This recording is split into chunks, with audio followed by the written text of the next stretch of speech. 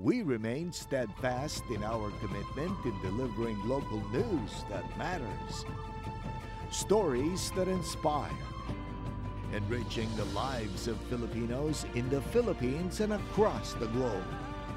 This is your GMA Regional TV.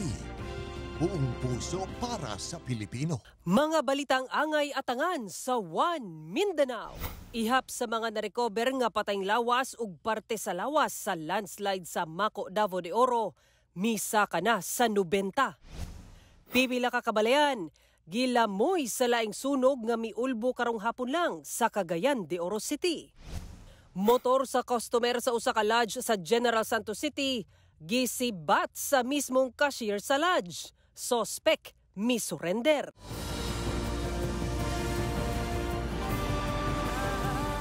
Ito ang GMA Regional TV, One Mindanao.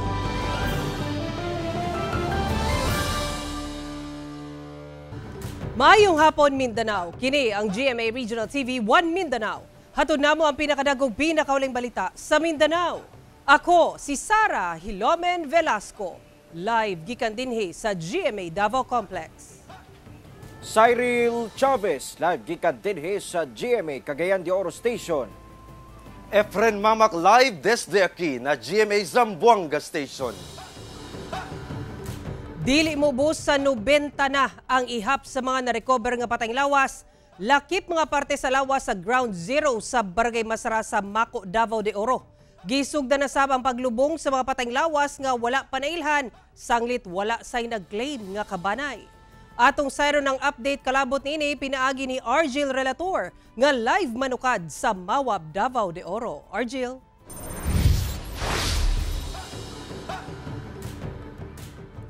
Sara, sumala sa doktor sa National Bureau of Investigation nga mo'y ni proseso sa mga patayng lawas nga na-recover gikan dito sa Ground Zero. Asphyxia by suffocation ang nagunang hinungdan sa kamatayon sa mga biktima sa maong barangay nga nalubong nga buhi tungod sa landslide. Sa datos sa Municipal Disaster Risk Reduction and Management Office sa Maco, Davao de Oro, as of 12 noon February 15, ana-ana sa 90 ang nakalutan nga patayng lawas sa Ground Zero sa landslide sa Barangay Masara. Lakip dinhi ang nakalutan nga mga parte na lang sa lawas. Samtang miubos sa 37 ang ihap sa mga padayon pa nga ginapangita. Miyerkules sa gabi, gipahigayo na ang unang batch sa temporaryong paglubong sa Maco Public Cemetery. Sa siyam ka mga patayng lawas nga wala pa nailhan, sanglit wala sa kabanay nga nag-claim. Lakip sab sa maong ihap ang nakalutan ng mga parte sa lawas. Gihalaran og pag-ampo o gibindisyonan ang mga patayng lawas. Gibutangan og code ang mataglungon o gisudlan nga nicho aron mas dali nga mailhan kung ugaling dunanay mo kumpirma nga kabanay. Una ang temporaryong paglubong. Gipailawom ang mga patayng lawas sa dental examination o DNA collection. Ipadala pa sa Manila ang mga nakolekta nga samples. So bali yung buhay na family members, kukunan din sila ng DNA sample para imamatch na lang natin yung sa kanila na DNA at saka yung DNA na nakuha natin sa mga unidentified bodies. Sumala sa NBI, Disaster Victim Identification Unit, nga mo'y nagproseso sa mga patayng lawas. Asphyxia by suffocation o kawadon sa oxygen ang nagunang rason sa kamatayon sa mga biktima. Yung iba kasi mostly may mga putol-putol na mga extremities, tapos yung ulo, yung abdomen. But in general naman talaga sa asphyxia by suffocation. Samtang napatag na ang lugar kung asa itukod ang tent city nga mo'y relocation site sa mga apektado sa landslide sa Barangay Masara. Miuyo na matud pa ang MGB sa giilang lugar sa Barangay Elizalde. Isip mahimong luwas nga temporary shelter area. Base naman po sa sinabi ng ating taga-MGB Central Office, si Dr. Kevin, he mentioned that the area is actually okay, no, yung sa Kwasay. Although that's around half hectare ang isang location, but it would determine also the need for materials na gagamitin. But since tent ang plano muna, so that particular site will suffice. Sa laing lugar sa Malamudaw area nga dunay 2 ka hektarya, Palauman pa sa MGB ang ilang assessment sa lugar tungod duol kini sa sapa. For Masara talaga, they are really saying that it's totally, even anchoring on the past findings, to really consider the whole of this area as a no-build zone or it's not fit for habitation.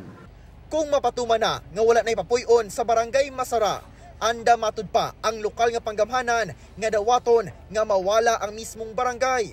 Hinoon, iagi pa kini sa proseso. Eventually, ang barangay Masara kung i-proseso yun sa legal technical, pwede gina siyang mawala gina siya.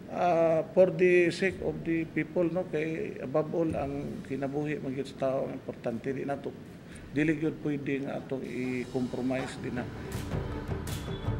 Sarang ipasabot sa ato kaganina, gikan na sa DILG Davao de Oro nga sa karon manggo nagapangita pa og area within mismo sa barangay Masara ang kining barangay ingon man ang LGU kun doon na sila makita nga posible nga luwas nga lugar nga kabalhinan og katukuran og permanent shelter sa mga residente nga i-relocate karon didto sa kining temporary shelter kana kung ma-assess ug approve mismo sa MGB nga luwas ang lugar alang sa permanent residency aron nga dili na mabalhin sa laing barangay kining mga residente ug mapabilin ilang residency sa barangay Masara kana kung luwas. Sara. Okay, daghang salamat Argil Relator.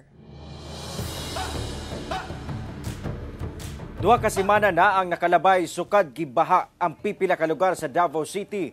Apan pipila sa mga apektadong residente ang padayon gyapon sa pagpanghinlo.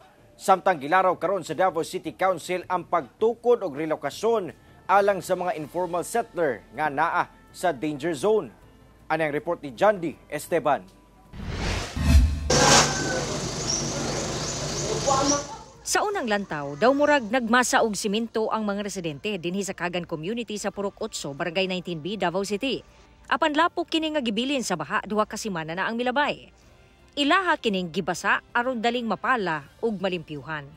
Napundo kini sa madrasa o usa ka Islamic school ug karon pa nila na atiman kay nabisi pud sila sa paghinlo sa ilang tagsa-tagsang panimalay. Nganong nagkalapok na da? Saan na? Sa kuwani, gikan sa bahan, sir.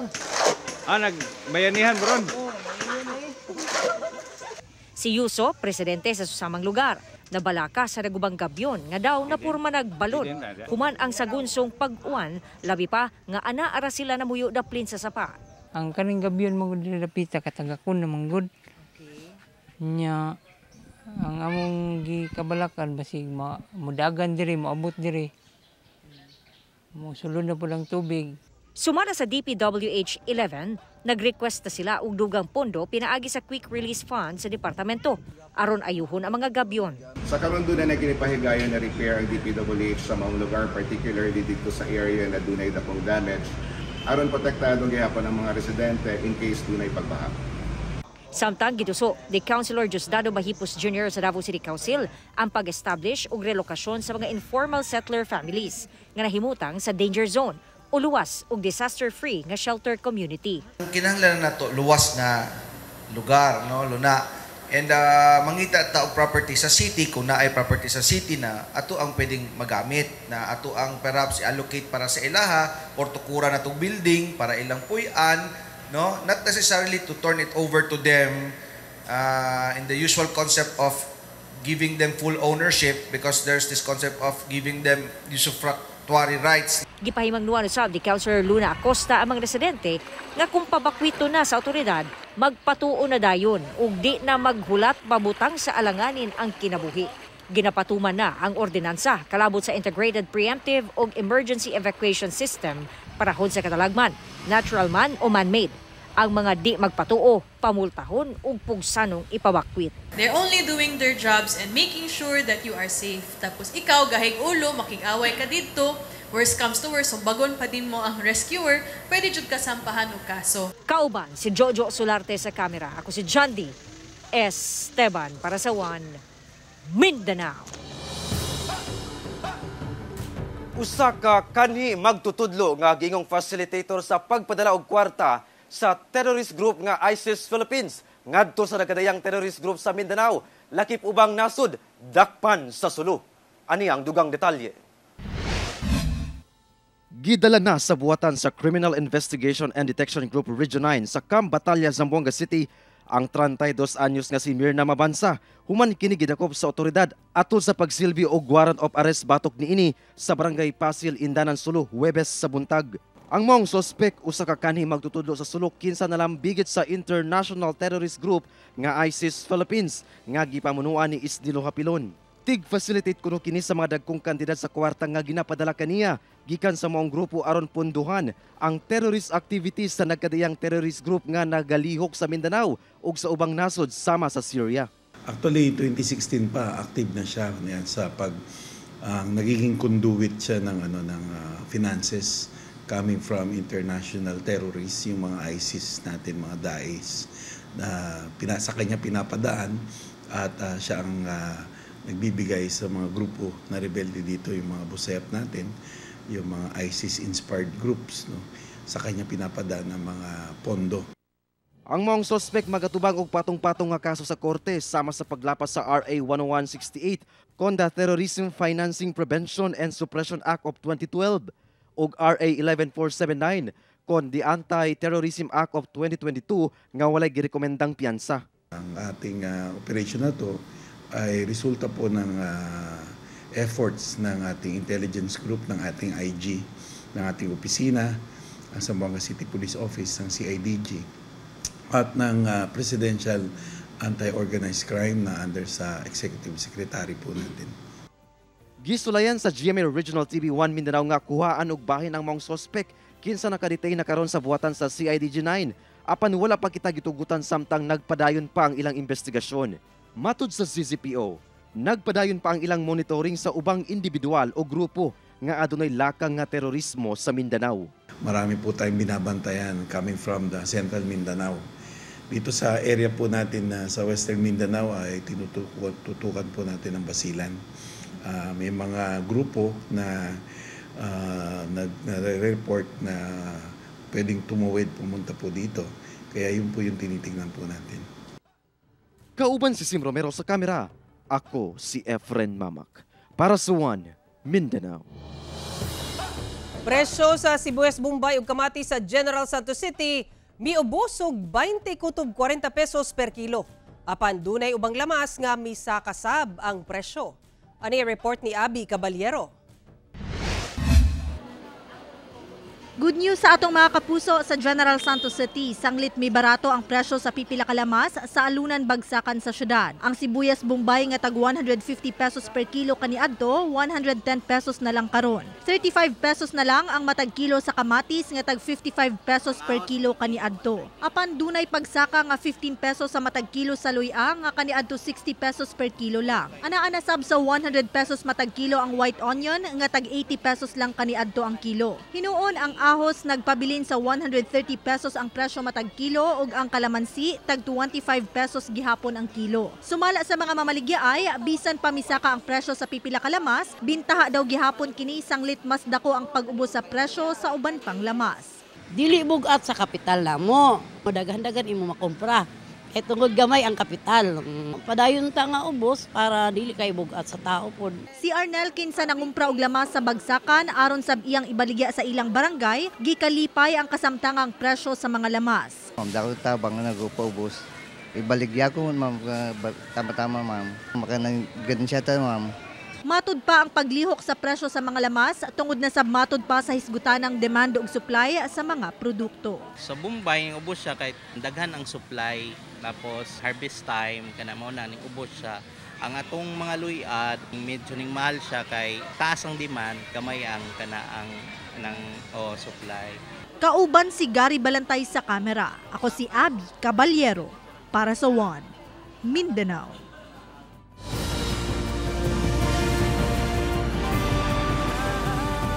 Ito ang GMA Regional TV, One Mindanao.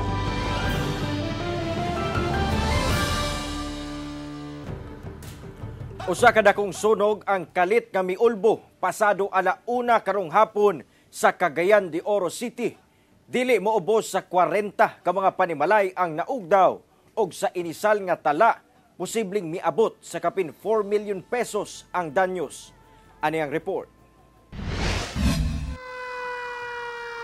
Sa drone footage sa usa ka netizen, tataw ang itom nga bagang aso ingon man dakong kalayo nga milamoy sa mga kabalayan. Ingon ani kadako ang sunog nga nahitabo sa 31st Street sa Barangay Nazareth pasado 1:00 sa hapon adlang Huwebes. Tungod sa kadako sa sunog, may abot sa ikaupat nga alarma ang insidente, rason nga pinaspasay ang pagresponde sa mga personahe sa BFP. Paspasay ang pagpasirit og tubig aron mapalong ang dakong kalayo. Diyang nakontrola na ang sunog, kita gayod ang dakong danyos nga gibilin niini. Halos abo na lamang ang kaniadtong mga panimalay sa maong lugar. Sagad sa mga residente, wala gayod gamit nga nasalbar. Asa ba to? Gikan silang balay ba? Ngano ba nakatulog? Wala nga baklay naman siya, init na kayo sa bana. Oh. Kuyapan siya pag-abot diri. Pero ginsa mo gitabang nimo? Oh, kamulo pa mangukuan sa taas. Napapagi pang kuha ba? Na timingan ako dari gikan siya sulod. Kusog na biyang kalayo ba? Ang ubang residente emosyonal pa tungod sa kakalit sa maong panghitabo. Wala yun sir, namaligya ka sa kalsada sir. Isa may nabilin sa inyong balay? Wala yung tao kay namaligya ko. Nagtrabaho akong bana. Sa inisyal nga tala sa otoridad, may abot ngadto sa kapin 40 ka mga panimalay ang naugdaw kung asa posibleng moabot ngadto sa kapin 4 million pesos ang danyos. Ang Barangay Council sa Nazareth ginahikay na ang mga posibleng tabang nga mahatag sa mga nasunugan. Ang saan nga biktima, siguro mo proceed lang sila dito sa barangay sa Tabertot aron ma-assist pa to kung sa atong tabang. Kauban si Makoy Sempron sa kamera. Ako si Cyril Chavez para sa One Mindanao. Usa ka 22 anyos nga lalaki ang gidunggab sa iyang igsuon sa Isabela City, Basilan. Samtang usa ka miyembro sa Civilian Volunteer Organization gipusil sa Lamitan City. Ano ang report ni Chris sa Dapitan? Samdan ang 22 anyos nga lalaki nga nailhang si Rizal Ibno human kini gidunggab sa makadaghang higayon sa kaugalingong igsuon niini nga si Alcaidar Ibno, 19 anyos sa Barangay Campurna, Isabela City, Basilan, Martes sa gabi. Sumala sa kapulisan, naglalis matud pa ang mag-igsuon nga misangko sa pagpanunggab sa sospek gamit ang bolo. Gilayong gidala sa ospital ang biktima kinsaan naa sa kritikal nga kahimtang. Hinuon, pinaagi sa hot pursuit operation, arestado ang manghud niini nga mag-atubang og kasong frustrated murder. Wala na miluwat pa og pahayag ang sospek ug ang pamilya niini. Samdan ang usa ka miyembro sa Civilian Volunteer Organization o CVO sa Barangay Bohey Yawas sa Lamitan City, Basilan nga si Amin Jailun Keme. 41 anyos human gipusil sa riding in tandem suspects. Sa investigasyon, nag-duty ang biktima sa checkpoint sa maong barangay dihang nahitabo ang pagpamusil. Nakaangkon ang biktima og samad pinusilan sa dughan ug abaga. Sumala sa Lamitan City Police, daling mikyas ang mga suspek human sa krimen.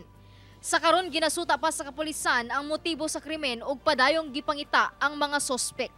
Ako si Chris Dapitan para sa One Mindanao. Arestado ang usa ka security guard sa gitrabaho ang establisimento sa General Santos City. Human nakita sa bag niini ang pipila ka grocery items nga gituhang kinawat. Ani report ni Jess Tony Humamil.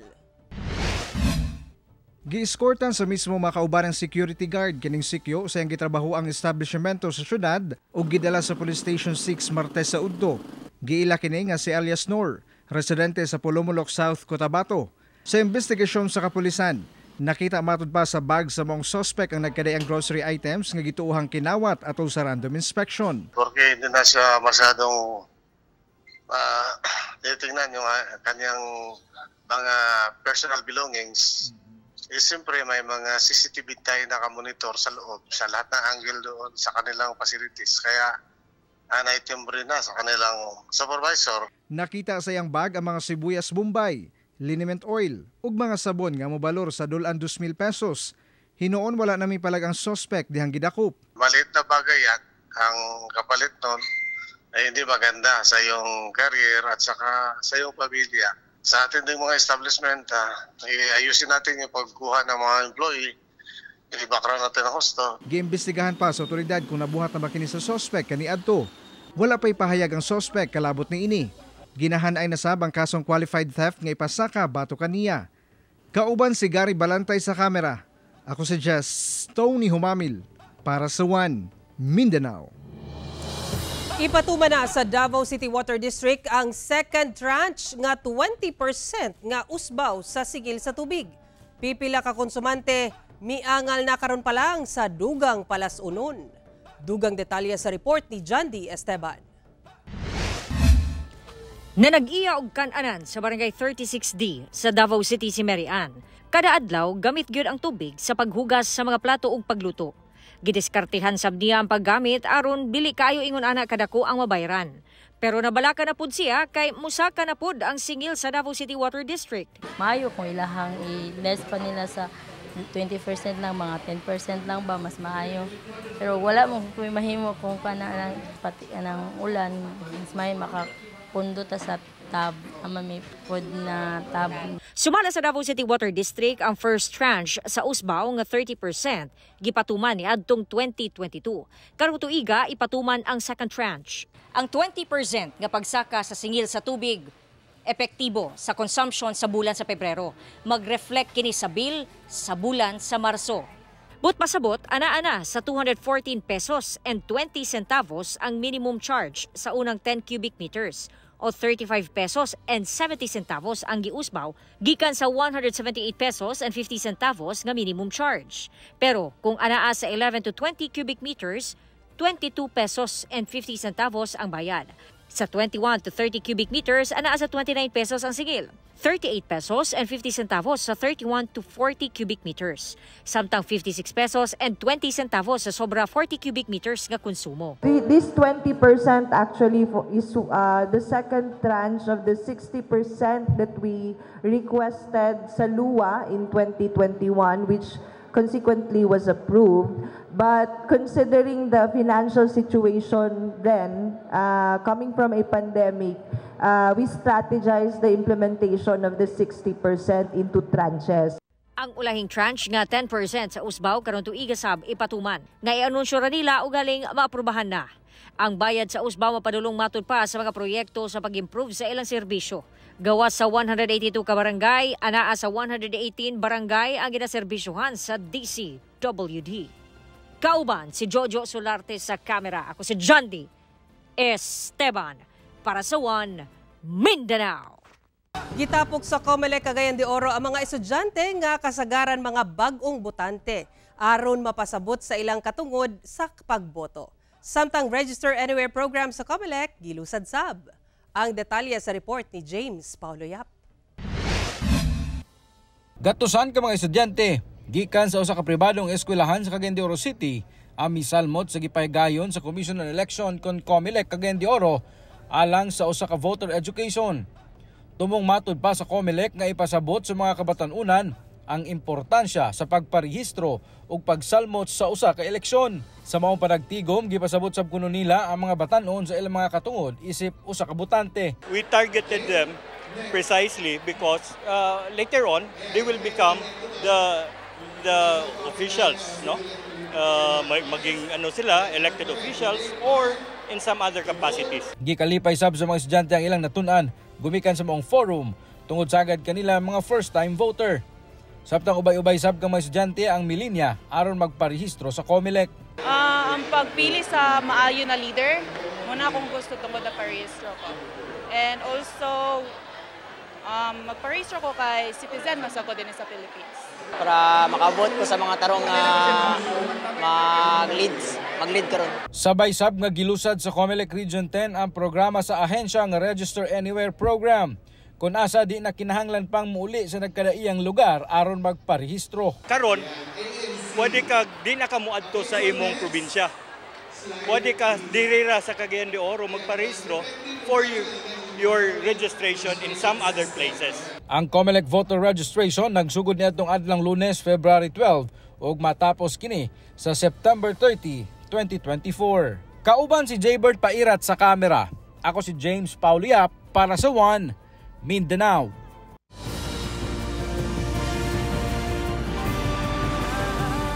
Ito ang GMA Regional TV, One Mindanao.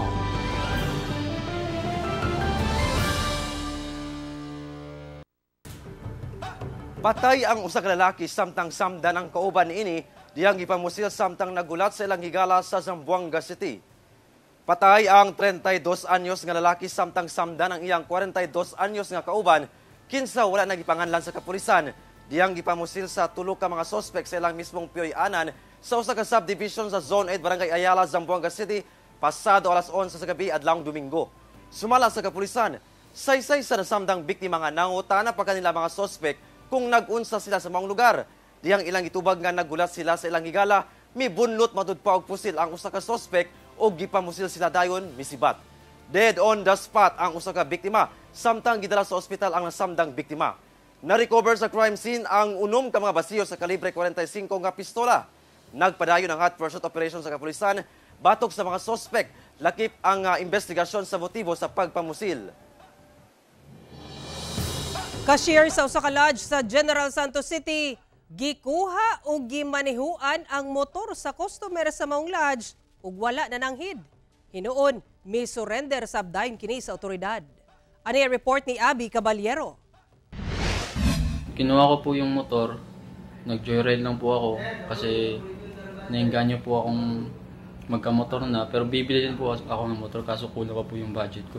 Practice lang po. Kini ang nahimong pahayag sa 20 anyos nga si alias Richard nga cashier sa usa ka lodge sa General Santos City. Dihang misulod na matud pa sa kwarto ang customer sa lodge, iya matud pang gimanihuan ang motor bisan walay pananghid. Ang yabi pala nabilin sa tag-iya sa motor tung pagsulod niya sa check-in lodge. It so happen nga nakita karon sa cashier sa check-in lodge, iyahang gi-drivean ang motor nga wala mananghid. Then paggawas sa nag-check-in nga tag-iya sa motor, dito niya nakita nga nawala ang iyahang motor. Human ang 40 minutos, misurrender sabdayon sa Traffic Enforcement Unit Jansan ang maong cashier. Mihangyo kini sa biktima nga pasayloon siya sa iyang gibuhat. First time ngayon ako. Gusto mo magsakay og motor, nanangiday ka sa iya. Samtang wala na mipasaka og kasong carnapping ang biktima. Ug nang hinaot sila nga di na usabon sa sospek ang maong binuhatan. Dili gid siya excuse kung mag-file gid og case ang nangtungdan nga tag-iya sa motor. Kauban si Gary Balantay sa kamera. Ako si Abby Caballero para sa One Mindanao. Nagtadyag ang Department of Information and Communications Technology Region 10 og libreng kurso alang sa marginalized sectors nga itudlo pinaagi sa Bisaya nga dialect. Lakip sa makapahimulos diini ang pipila ka indigenous people nga miyembro sa Higaonon tribe sa Cagayan de Oro City. Ano ang report? Sa pagsiga sa dakong boton, kini ang timailhan nga hingpit ng sugdan ang lakip o Localized Accessible Knowledge and Inclusive Platform Project sa Department of Information and Communications Technology Region 10. Unang makabenepisyo ang mga miyembro sa marginalized sector sa Cagayan de Oro City. Sama na lamang sa mga out-of-school youth, PWD, senior citizens o mga indigenous people. Matod sa ahensya nga tumong sa mga proyekto nga makahatod og libre og accessible nga edukasyon pinaagi sa teknolohiya nga masabtan na sa dialect nga Bisaya.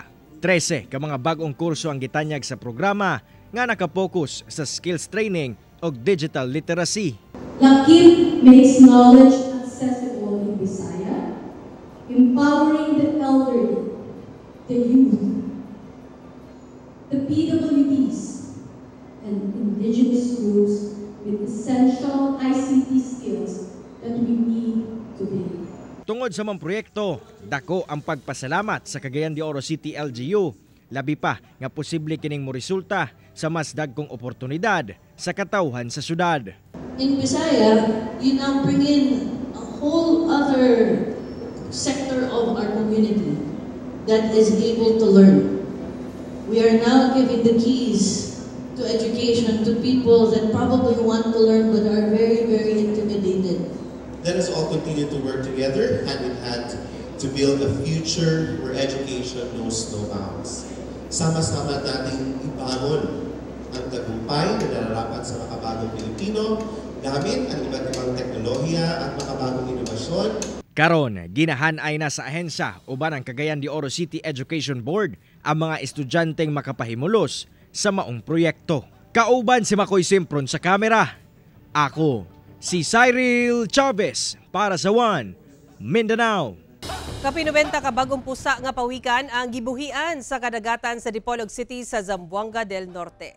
Gibuhian sa mga personay sa Dipolog City LGU ug DNR Senro Manukan ang 91 ka mga bagong pusa nga olive ridley sea turtle o pawikan sa kadagatan sa Dipolog Boulevard, Dipolog City sa Zamboanga del Norte.